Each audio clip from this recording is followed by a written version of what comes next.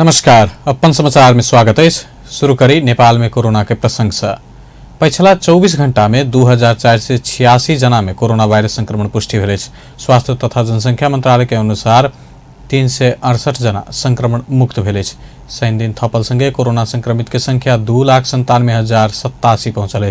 जैमे से 2,77,123 जना नीक भ चुकल तो 3,136 संक्रमित के जान जा चुकल।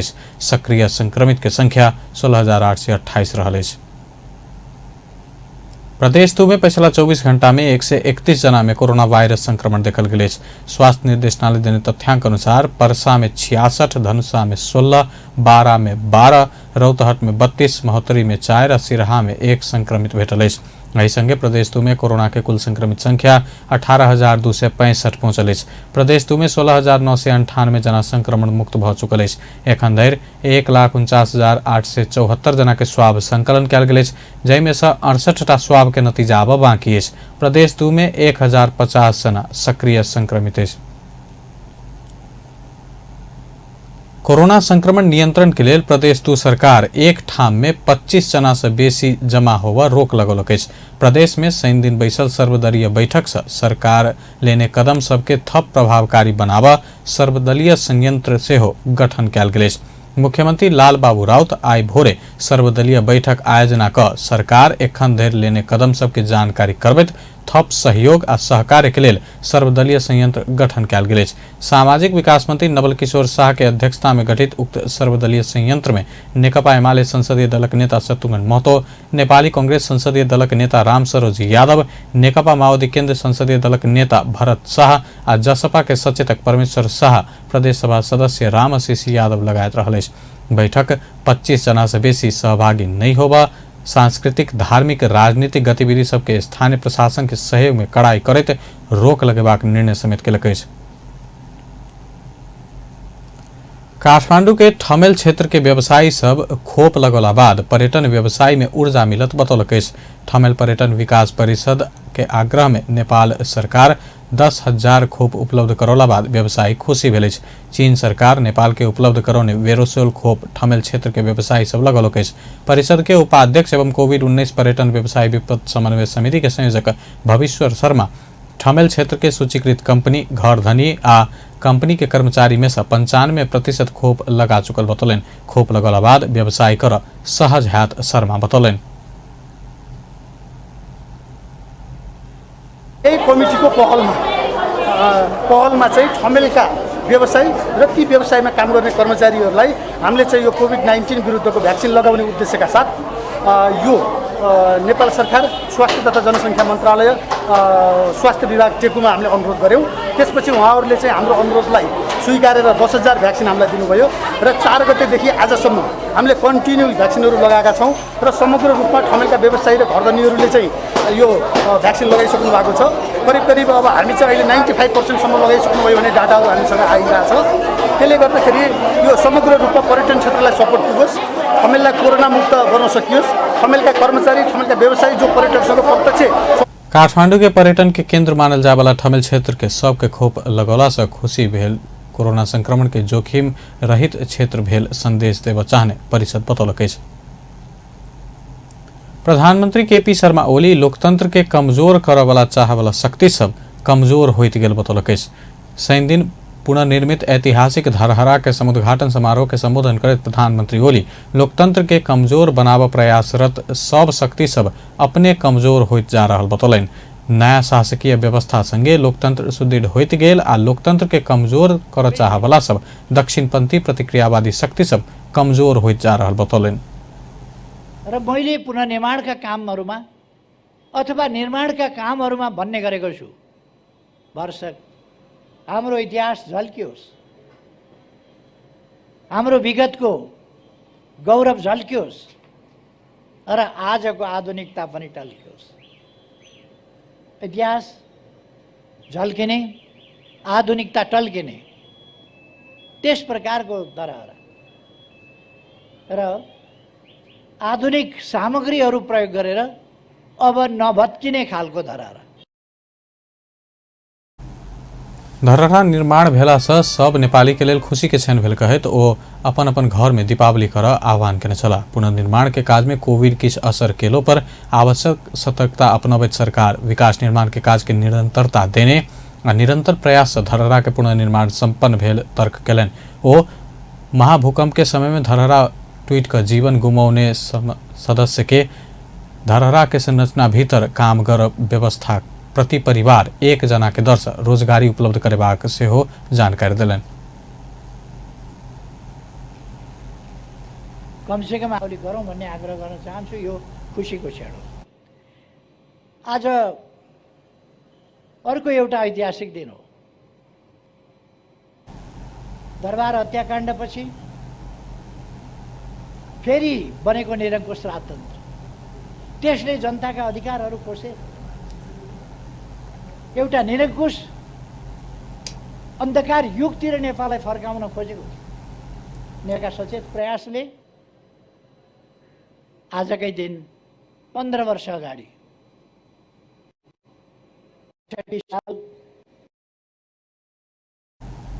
वर्तमान सरकार समृद्ध नेपाल सुखी नेपाली बनेबाक राष्ट्रिय अभियान अंतर्गत क्यों भूखे नहीं रह जका नेपाल के विकसित राष्ट्र बनेबाक प्रतिबद्धता जनौलनि। सरकार 2078 साल भीतर काठमाडौँ के सड़क से मगन्ते भिखारी आ सड़क बाल बालिका मुक्त अवस्था पहुंचेबाक दोहरौलनि। ओ 396 टा अस्पताल निर्माण शुरू कयल गेल। मेलम्ची के पाइन काठमाडौँ आयल। तराई में सिंचाई के काम लगायत विकास निर्माण काज भ रहल जानकारी करौलनि। त्यसरी 396 वटा अस्पतालहरू निर्माण सुरु गरेका छौँ।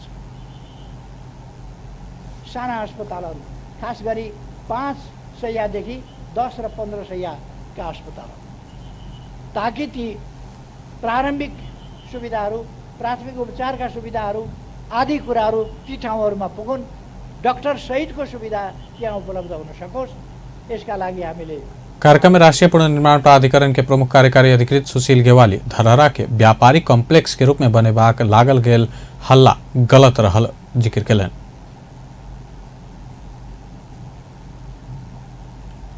आई बैसाख 11 अर्थात 15हम लोकतंत्र दिवस जनता के शासन जनता के हाथ में आयल दिन के रूप में बैसाख 11 के याद कयल जाइत अछि। विक्रम संवत 2062-63 के दोसर जन आंदोलन सफल भ 2063 साल बैसाख 11 गते नेपाल में लोकतंत्र स्थापना भेल छल।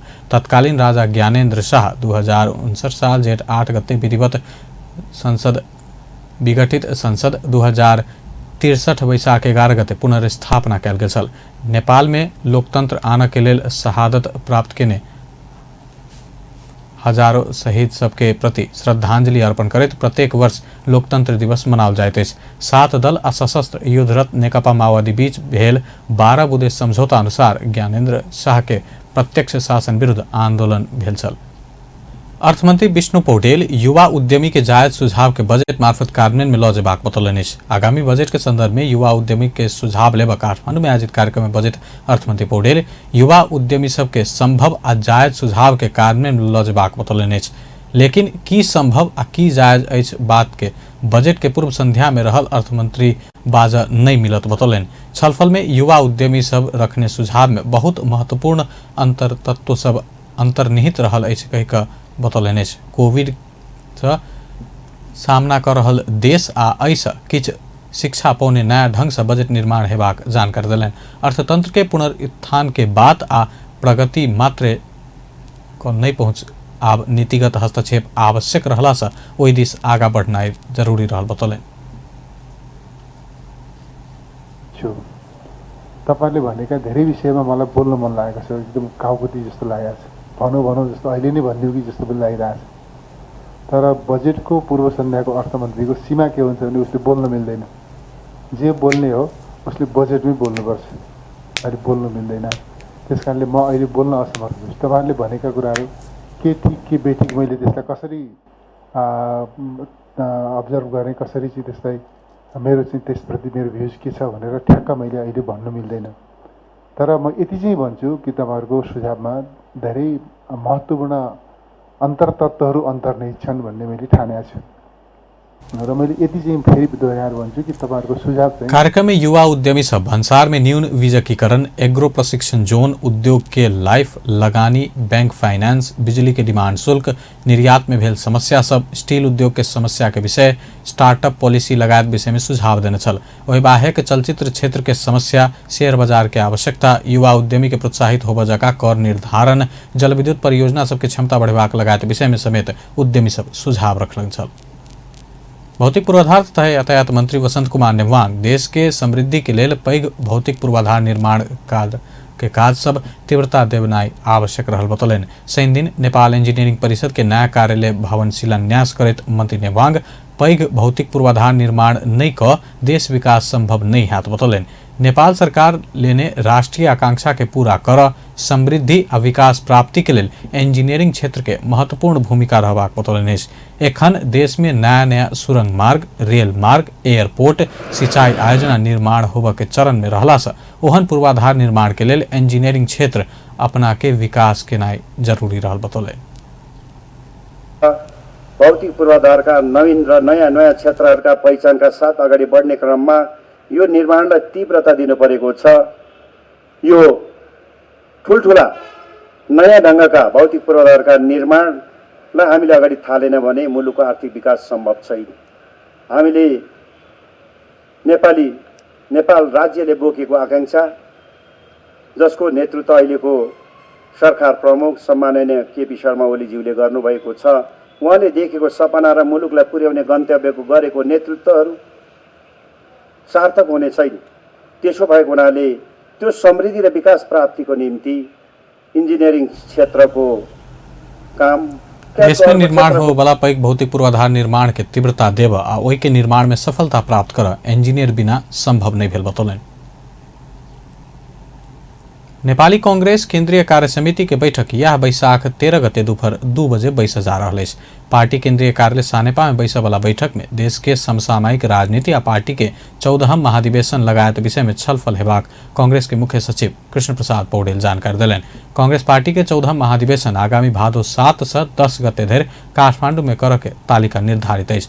महाधिवेशन के लिए पार्टी के गांव नगर वड़ा अधिवेशन असार 20 गते, गांव नगर पालिका अधिवेशन असार 22 गते, प्रदेश सभा क्षेत्रीय अधिवेशन असार 25 गते निर्धारित है। तहिना प्रतिनिधि सभा क्षेत्रीय अधिवेशन, एक मात्र प्रतिनिधि सभा निर्वाचन क्षेत्र भेल जिला अधिवेशन असार 27 गते, एक से बेसी प्रतिनिधि सभा निर्वाचन क्षेत्र भेल जिला अधिवेशन असार 30 गते आ प्रदेश अधिवेशन आगामी साउन 6 गते तोकल गेल कांग्रेस जनौलक। काठमांडू उपत्यका के गरीब तथा असहाय के स्वास्थ्य परीक्षण के सर्वसुलभ आ सस्ता बनाबे उद्देश्य के साथ एक पाइला सामुदायिक स्वास्थ्य केंद्र स्थापित भेल। काठमांडू उपत्यका के गरीब आ असहाय के स्वास्थ्य परीक्षण के सर्वसुलभ बनेबाक उद्देश्य से काठमांडू के थापाथली में एक पाइला सामुदायिक स्वास्थ्य केंद्र स्थापना कल गेल। स्वास्थ्य केंद्र में दक्ष चिकित्सक सब द्वारा आँख, दांत, नाक, कान, गर्दन, पैथोलॉजी, स्त्री रोग, बाल रोग, छाला तथा यौन रोग संबंधी स्वास्थ्य समस्या आ अन्य निजी अस्पताल से सर्वसुलभ आ सस्ता जका उपचार कर जका एक पाइला सामुदायिक स्वास्थ्य केंद्र के अध्यक्ष डॉक्टर सुमन शमशेर थापा जानकारी दिले। यो अस्पतालमा थोरै पैसामा उपचार गर्न नसक्ने बिरामीहरूलाई हामी चाहिँ राम्रो उपचार विशेषज्ञ डाक्टरहरूबाट हामी गर्न चाहन्छौँ। अनि त्यो मात्र होइन कि एउटा एकै पाइला हुने संस्था चाहिँ एउटा भलन्टियरको ग्रुप हो।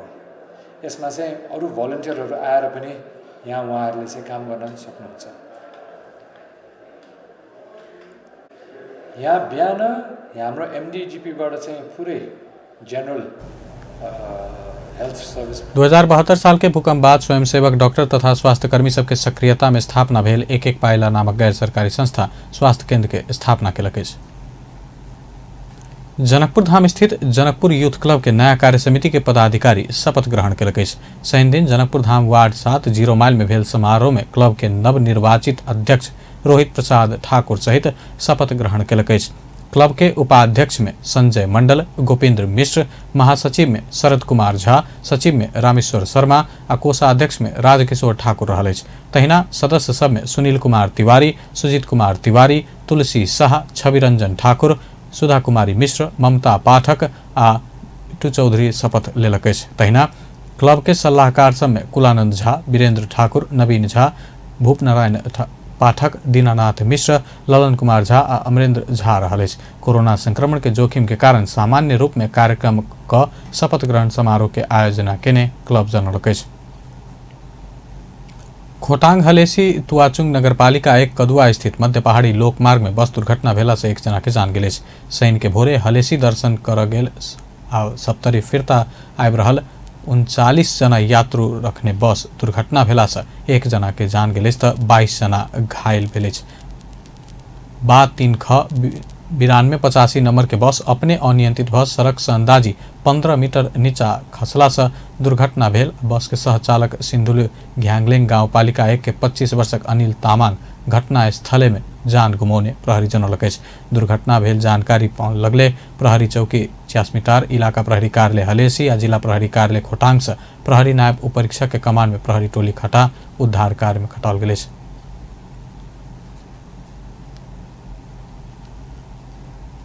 अब खेल समाचार।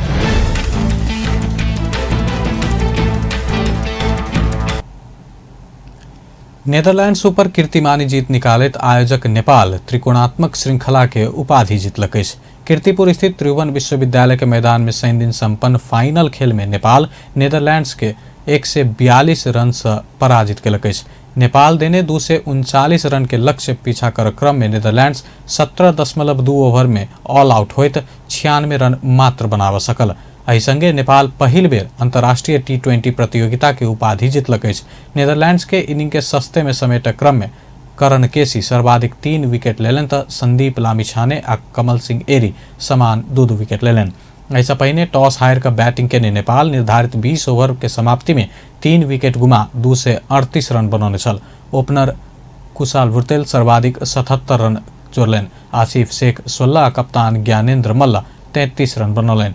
मलेशिया, नेदरलैंड्स और नेपाल बीच भेल त्रिकोणात्मक श्रृंखला में Kushal Bhurtel player of the series चुनल गेला। भुर्तेल पल्सर के NS 200 सीसी मोटरसाइकिल प्राप्त कलन। भुर्तेल श्रृंखला में 278 रन बनौलन अछि।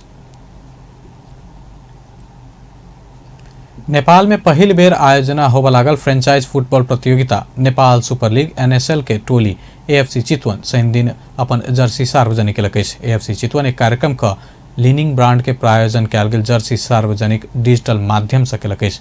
डिस होम के मुख्य प्रायोजक रहल चितवन नेपाल सुपर लीग NSL में लीनिंग ब्रांड के जर्सी पहिर के प्रतिस्पर्धा करत। चितवन ऐसा पहिना है किड्स पार्टनर के रूप में लीनिंग ब्रांड से समझौता कर चुकल अछि। AFC चितवन के प्रबंध निर्देशक सचिन ढकाल आ लीनिंग के प्रबंध कृतराज महर्जन डिजिटल माध्यम से जर्सी सार्वजनिक केलन। राष्ट्रीय खिलाड़ी भरत खवास मार्की खिलाड़ी रहल चितवन के मुख्य प्रशिक्षक में मेघराज केसी आ सहायक प्रशिक्षक में शैलेश कर्मचार्य प्रशिक्षण प्रतियोगिता तैयारी कर रहा है। जेठ 1 गते धरि संचालन हो वाला प्रतियोगिता में AFC चितवन सोम दिन ललितपुर सिटी फुटबॉल क्लब से प्रतिस्पर्धा करत प्रतियोगिता के शुरुआत हैत। प्रतियोगिता में 7 टोली सहभागिता जनाब रहा है। कुल 25 खेल प्रतियोगिता के विजेता के 35 आ उपविजेता के 15 लाख रुपया पुरस्कार प्रदान किया जाए। बेस था अपन समाचार एखन लायत बा पल पल खबर तेज नजर देखते रहिए अपन टेलीविजन। नमस्कार।